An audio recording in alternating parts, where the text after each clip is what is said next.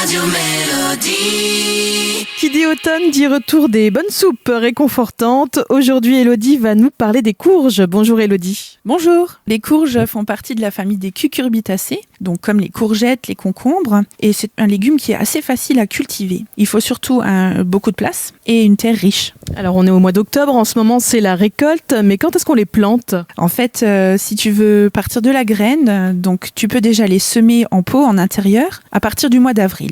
Au chaud, ou alors directement au jardin, mais là ce sera qu'au mois de mai, une fois que le sol sera réchauffé. Si tu souhaites passer cette étape, tu peux acheter des plants. Donc là, tu les mettras en place une fois que le risque de gelée est passé et que le sol est réchauffé. Alors là, attention, il faudra prévoir de la place, parce que c'est une plante qui se développe beaucoup. Pour la plantation, il faudra apporter du compost ou du fumier décomposé et enfoncer jusqu'aux premières feuilles pour que le plant soit bien solide, bien enraciné. Après, il faudra arroser régulièrement et ensuite, si tu manques de place, il y a des solutions qui sont possibles. Tu peux les planter directement sur ton compost ou le long d'un grillage pour qu'ils puissent s'y accrocher. Quel est le bon moment pour la récolte ?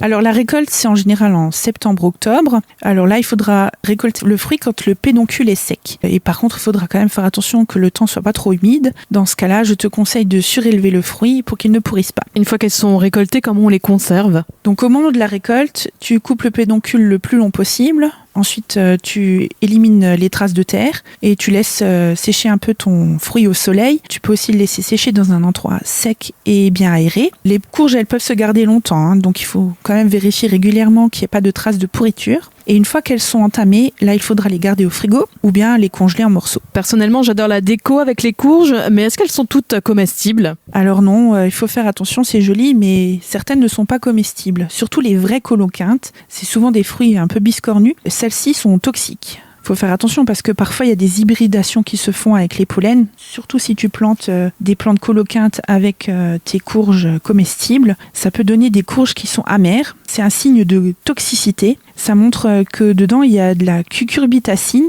C'est une substance produite naturellement par la plante. C'est surtout pour repousser les insectes prédateurs. Et cette substance, elle ne sera pas détruite à la cuisson. Donc voilà, si tu manges une courge qui est amère, tu jettes. Tu vas pas plus loin.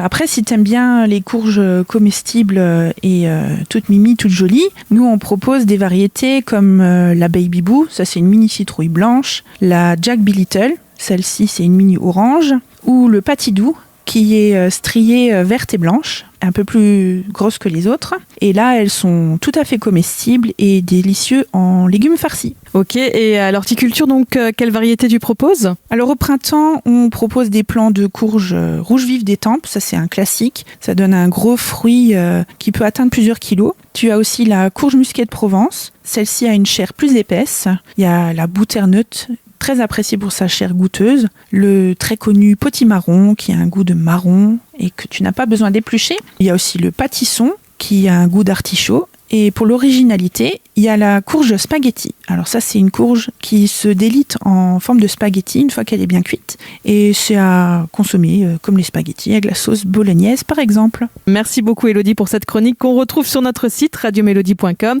et je te dis à bientôt. À bientôt.